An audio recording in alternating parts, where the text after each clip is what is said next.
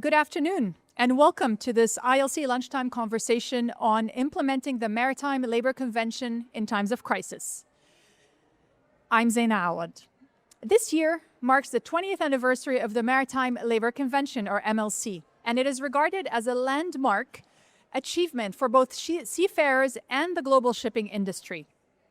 Now, the convention helped to establish a global framework for decent work and living conditions on the high seas, and it has created fair competition across the maritime sector. But over the last few years, we've seen a lot of crises. Seafarers themselves have found themselves stranded as trade routes have been disrupted by conflict and pandemics.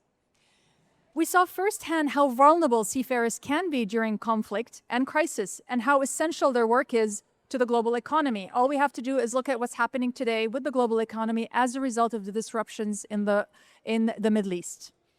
So to help us better understand the issues at hand, what we've accomplished so far and what we still need to be accomplishing as we move forward, I'm very pleased to welcome a wonderful panel.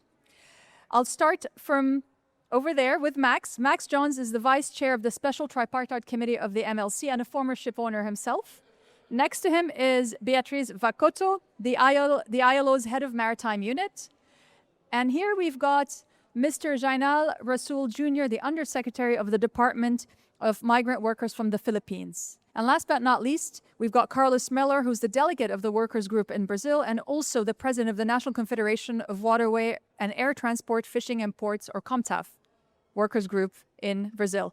Welcome, and it's good to have you here.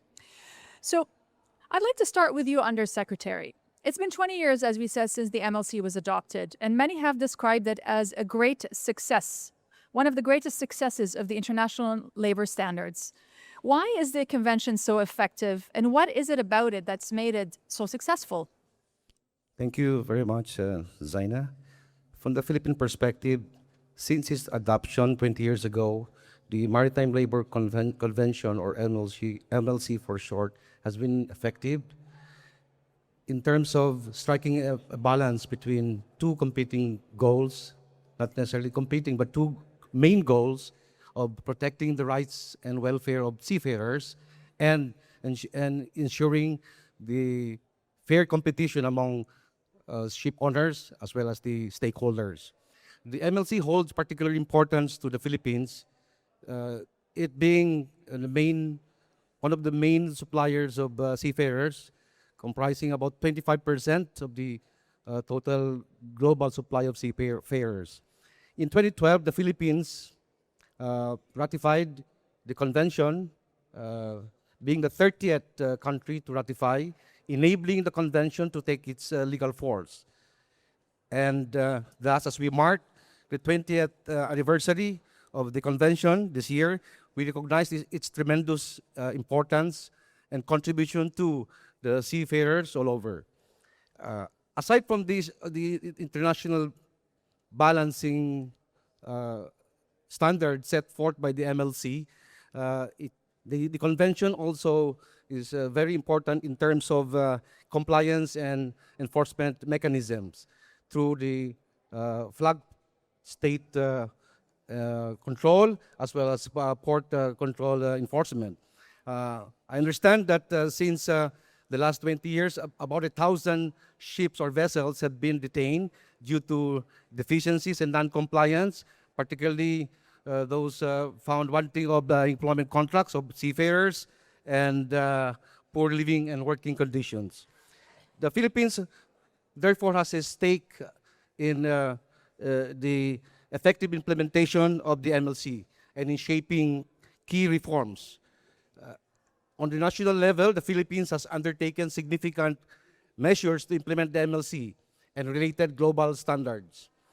One, to reinforce seafarers' rights and welfare, the Philippines has enacted the Magna Carta of Filipino Seafarers, Republic Act number 12021 in 2024, a national legislation which aligns with the objectives of the MLC 2006. The Magna Carta builds upon the foundation laid by the MLC. However, while the MLC guarantees decent work at sea, the Magna Carta broadens the policy lens to encompass the entire well-being of Filipino seafarers and their families, from recruitment and employment to crisis response, return, reintegration, and lifelong professional development. We also have the Manila Declaration of Seafarers' Human Rights, Safety, and Well-being, a Philippine-led initiative which was signed on 3 September 2025 in Manila, and now endorsed by about a growing number of countries. The Manila Declaration's key commitments include the need to uphold seafarers' human rights on land and sea, to fully enforce the MLC 2006, and to improve emergency preparedness and response in times of crisis and threats to maritime safety. And just yesterday, during the celebration of the Migrant Workers' Day in the Philippines, the Department of Migrant Workers, led by His Excellency Secretary Hans Leo J. Kakdak, signed and had approved the 3 legal instruments, namely, 1, the 2026 DMW rules and regulations governing the recruitment and employment of overseas Filipino sea workers or seafarers. 2, standard employment contract governing overseas Filipino seafarers. And 3, a standard employment contract for fishers after a year of consultation with the various stakeholders. Thank you, Zaina. Thank you. And of course, Filipino seafarers make up a very important number or percentage of seafarers globally. So if we were to move from the experience of the Philippines to the wider experience of workers and reflect on the MLC, Carlos, what would you say makes the MLC really so special? Well, thank you. The MLC for us was a real game changer. It brought in one very modern document, the whole seafarers' rights that were before that in more than 70 documents. It established that decent work and living conditions aboard are not an option. They are an obligation that should be followed in all countries. It combines rights with enforcing mechanisms, and it brings contract, wages, repatriation, medical care, rest hours, accommodations, food, welfare, and protection against abandonment. The complaint procedures, the inspections, and the port state control are very important mechanisms for the enforcement of the MLC. In Brazil, labor inspectors are working very hard, and we can say that they have an important role identifying and addressing violations. And they are really working well in Brazil. The MLC also promotes fair competition between the ship owners. And we understand this is very important for them. For workers, the MLC is the floor. And with discussion, with, let's say, with collective bargaining, we want to build a proper playing field all around the world. And to finalize, tripartism keeps the convention alive, updated, and connected with the real problems of the seafarers. Enforcement is very important, as you've just pointed out. And we wouldn't have enforcement if we didn't have the partnership with employers. Max, why is the MLC so important? Well, the MLC is, I think, first of all, really a reason to celebrate, because after 20 years we can see that a multilateral body, a tripartite body, shaped something that is alive and working as was expected, or almost. So that was a promise that is fulfilled, and I think that is something to celebrate. The real achievement, I think, is to bring labor standards into the center of maritime. And as Carlos said already, that's very important for competition, but that's also especially important, of course, for the workers. But having these workers' rights now at the center of the maritime legal framework is something we had not really seen before. We had lots of regulations, but they were not bundled, they were not very clear, and every flag state could adhere to them differently. Now it's combined, now it's fair, and I think the really step change has been that shipping regulations so far had been very technical. We focused on the technology of ships after the Titanic so that ships would not sink. And that was very material. And the real discovery was what is the key point is the seafarers. And I think that's the biggest achievement. So we've heard from government workers and employers here. If I was to turn to you, Beatrice, we are the proud custodians of social dialogue at the ILO. So from your perspective, from the perspective of the ILO, what makes the MLC so special? Well, thank you. I think social dialogue is the main pillar of this discussion because through social dialogue, we adopted new mechanisms never tested in other ILO standards that have proved successful. Today we have 112 ratifications representing more than 96% of the world fleet and including the main labor supplying countries like the Philippines. So the big success is that the convention is operating in practice. One technical element that has made a big difference is the non-more favorable treatment clause. This is very technical, but it means that a ship from a non-ratifying country enters a ratifying port, that port can require a respect of seafarers' rights. And this has triggered in practice a lot of ratifications because if you in any case need to comply, you better ratify and have your legislation enforced. So that's a very, very important element. Of course, the amendment system, it was mentioned, the possibility to quickly respond to new challenges and to amend the provisions of the conventions when needed and when there is consensus is key, because this maintains this instrument as relevant. And just to mention some examples, after the pandemic, the convention was amended to introduce a very clear right to internet, access to internet for seafarers. And also last year, important amendments were adopted on violence and harassment on board, on shore leave, which is a key right for seafarers where there were issues. Thank you very much. So we've heard about what makes the MLC or the Maritime Labour Convention so special. Let's now place it within the current context. The sector has been tested by one crisis after the other. We had the pandemic, the COVID-19 pandemic, the Ukraine war, and now, of course, what's happening in the Middle East and the Strait of Hormuz. So when we look at all of this, what can we say, what do these crises reveal about the importance of the MLC and specifically the need to protect workers or seafarers in emergency situation? Maybe I can start with you, Carlos. We can say that the recent crisis showed us two things. First, the MLC is very important for guaranteeing rights. But second, this can become very fragile during wars, conflicts, or disruption. COVID-19 exposed serious failures in crew change, repatriation, medical care, and contact with families. The war in Ukraine, attacks against the Iranian territory, and the disruption in the Strait of Hormuz show how political conflicts directly affect the seafarers. Seafarers must not be treated as a side victim of any war. They should be always in the center of the discussion. And we need multilateralism to find what's the best way to protect them. Unilateral maritime trade sanctions also have contributed to grow the questionable registry and the shadow fleets. They are not good for the seafarers. We cannot enforce any rights in shadow fleet vessels. So we need to gather efforts to have ships preferably registered under real flags, national flags. That's what we believe could bring more rights in the sector. Max, can I turn to you and ask you as well? What are your thoughts on this?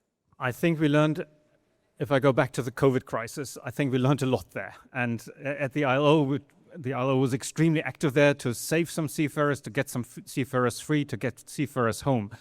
But we learned that shore leave and especially trying to get seafarers home didn't work. It didn't work properly. We had seafarers work for many months, too many months on board of the vessels, and some seafarers couldn't get home, sometimes even for years. So there was a fundamental default which we could not foresee 20 years ago. And I think this fault line has to be corrected. And the fault line is that we thought we could do everything if we regulated within maritime. But in COVID, we discovered we need also the border controls. We need the ministries of the interior, the ministries of the exterior, the ministries of health. And most of them had not even been aware of the MLC. So the MLC is a very focused on maritime, of course. That's what's supposed to be. But everybody else in the countries is also bound by it. And that was new. And that didn't work. And that's why seafarers suffered. And that is something we have to definitely improve. And that's one big learning, a very big learning. From the other crisis, just a short one only, we see that seafarers suffer greatly also because they don't have shore leave. They can't get sometimes food on board of the vessels, as we see in the Middle East crisis right now. Things that wouldn't happen to airline crews, that wouldn't happen to other transport workers. But seafarers are treated as a different species, as a different kind of human beings. And that is something we have to stop and change. Undersecretary, if I can turn to you, again, given the Philippines' first-hand experience with seafarers, Yes. what would you say we've learned given the last crises that we've had, and what do we need to do in order to better protect seafarers during emergencies? Yes. The Maritime Labour Conference has so far been successful, but we have seen changes recently. Various geopolitical tensions, armed conflicts, war, pandemics, and even other crisis situations require a more strategic reforms on the part of all of us beyond just the traditional labor standards, and require a more responsive, resilient, and realistic approach for seafarer protection, safety, and security. This means that seafarers' rights and welfare must be protected during armed conflicts, war, piracy.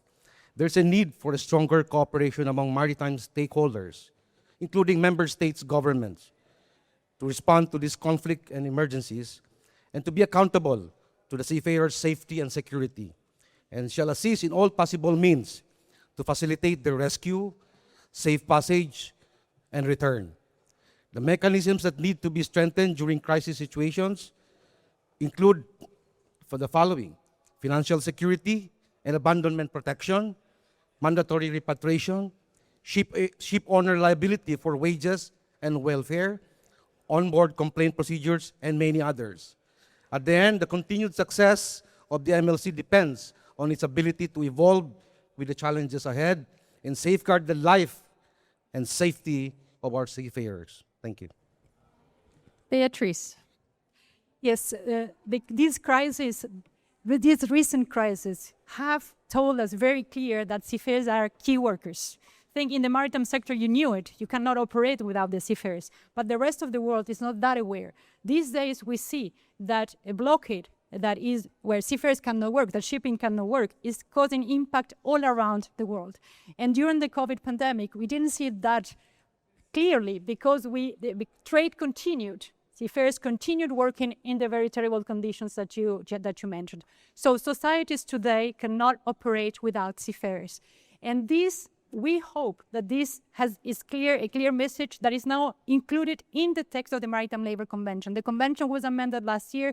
We have a clear provision requesting governments to recognize seafarers as key workers and give them those rights, facilitate transfer, access to medical care, shore leave. And as Max said, the MLC has been a key tool for the ILO to work with other agencies, with the World Health Organization, with the International Maritime Organization, to say we need to work together to make these rights enforceable. And the ILO Committee of Experts have clearly said that MLC cannot be suspended during crisis, and it's even to the contrary, during this crisis, that these minimum rights have to be enforced. And I think I want to highlight what you said, Undersecretary. Minimum rights, the MLC contains minimum rights, but through collective bargaining, Carlos, you mentioned, and with the ship owners, and through legislation, you are working to improve those rights, to go beyond, and to ensure the overall well-being of seafarers, which include also their families, as you mentioned. Thank you very much. I mean, it is such an interesting and important topic. I'm afraid this is all the time we have for today. We have learned a lot and heard a lot about the importance of multilateralism, the importance of working across agencies, across different sectors, in order to ensure that seafarers continue to be protected as they face more and more crises. So that's all for today's episode. Thank you so much for being with us today. and for listening. We have accomplished a lot. We have a lot still left to accomplish. And we hope to continue with our social dialogue on the MLC. To our audience, thank you for being here. We hope you'll stay with us and you'll join us for more lunchtime conversations. We'll have much more for you this week and beyond. Now, in the meantime, please don't forget to follow us on social media. You can find us at ILO on Twitter, Facebook at International Labour Organization, LinkedIn, International Labour Organization, Instagram at ILO_org, YouTube, ILO TV. Until the next time, take care and see you soon.